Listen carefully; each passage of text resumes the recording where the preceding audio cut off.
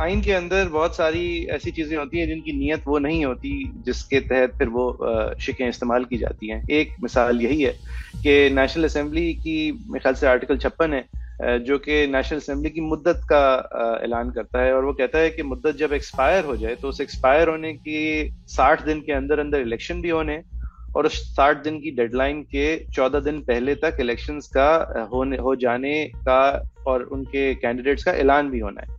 یعنی کہ کسی بھی ایک وقت ایسا نہیں آنا چاہیے کہ آپ کی اپنی منتخب کردہ حکومت سے آپ محروم ہو بطور ایک ملک, اور وہ اگر محروم ہونا ہی ہے کیونکہ ایک پروسیس ہے تو وہ 60 دن سے زیادہ نہیں ہو سکتا. نیت یہ ہے. اب کیونکہ اس شک کے اندر ایک اور خیال یہ ہے کہ کبھی کبھی ایکسپائری سے پہلے نیشنل اسمبلی کی مدت ختم کر دی جاتی ہے کہ وہ ڈیزالو کر دی جاتی ہے, تو وہاں پر یہ خیال رکھا ہے کہ اگر اپنی مدت سے پہلے ایکسپائری سے پہلے نیشنل اسمبلی ڈیزالو ہوگی تو پھر جو وہ 60 دن کی ڈیڈ لائن ہے وہ طویل ہو جاتی ہے اور وہ 90 دن کی ڈیڈ لائن رہ جاتی ہے, کہ یعنی کہ پھر اس کے اگلے دن کے 90 دن کے اندر اندر, یعنی ان 90 میں سے بھی 14 دن کم پہ الیکشنز ہو کے ان کا اعلان کر دیا جائے. اگین اس کے اندر بھی نیت یہ ہوتی ہے کہ ایک ڈیموکریٹک پالیٹی جو ہے وہ اپنی آزادانہ طور پہ منتخب کردہ ریپرزنٹیشن سے محروم نہ ہو, اور محروم اگر ہو تو کم از کم ہو. اور اس کے پیچھے نیت یہ ہے کہ اگر اپنے وقت سے پہلے ایکسپائر کر دی جائے, ایکسپائری سے پہلے ڈیزالو کر دی جائے, تو شاید الیکشن کمیشن تیار نہ ہو مکمل طور پہ, یا پروسیس کے اندر تھوڑا طویل وقت لگ جائے عام طور سے زیادہ, لہٰذا 30 دن زیادہ کی مدت دی ہے.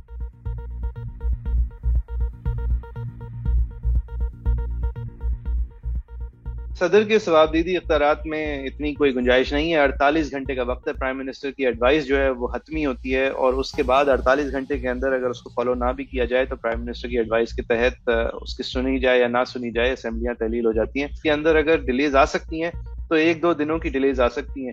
بدنیتی پر مبنی ڈیلیز پھر تو کسی بھی طرح آ سکتی ہیں, اور ہم نے جس طرح دیکھا ہے پنجاب اسمبلی اور پختونخوا اسمبلی کے اندر ایک کانسٹیٹیوشنل فرض ہے جو کہ پورا نہیں کیا گیا, کیئر ٹیکرز کو ہٹایا نہیں گیا. یہ کیئر ٹیکرز جو چل رہے ہیں ان دونوں پروونشل حکومتوں میں وہ کسی بھی آئینی سینکشن کے بغیر ہیں, کمپلیٹلی انلیگل ہیں, لیکن چل رہے ہیں کیونکہ ہم جس طرح کے ملک ہیں اس طرح کے ملک ہیں, لیکن اس کے اندر کوئی قانونی گنجائش نہیں.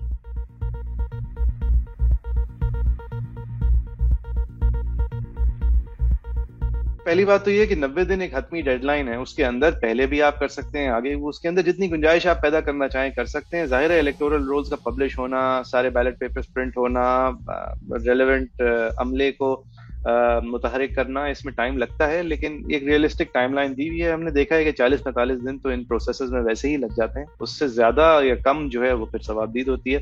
ایک حتمی ڈیڈ لائن کانسٹیٹیوشن نے ضرور دی ہے.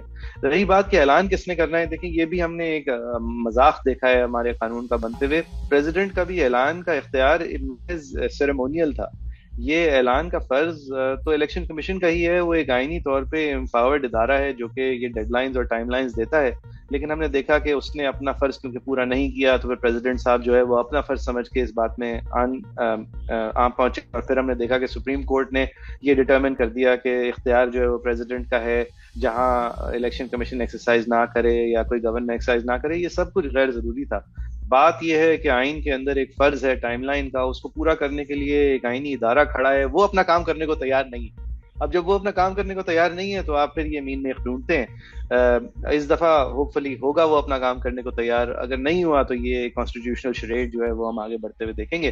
لیکن اصولاً صدور کے پاس, صدر کے پاس اور جتنے بھی صدور آئے ہیں ان کے پاس یہ اختیارات ہونے نہیں چاہیے, وہ محض ایک پوسٹ آفس کی طرح بیہیو کرنے چاہیے.